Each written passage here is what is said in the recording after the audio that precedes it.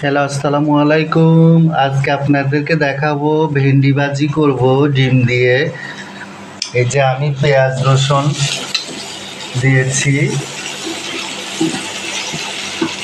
এখন হচ্ছে এই যে ডিমটাকে ভাঙবো।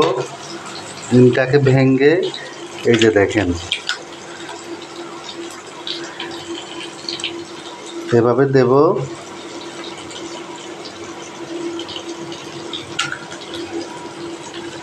এখন হচ্ছে যে এভাবে ভেন্ডিটাকে ডিম দিয়ে মেখে ফেলবো। ডিম দিয়ে এভাবে ভেন্ডিটাকে মেখে ফেলবো।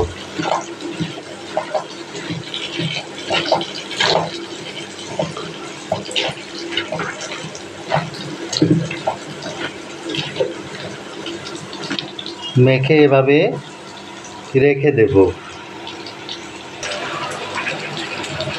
এখন আমার পেঁয়াজ রসুন প্রায় একটু লালচে হয়ে আসছে। এখন হচ্ছে এই যে ডিম মাখানো ভেন্ডিটা এখানে ছেড়ে দেব।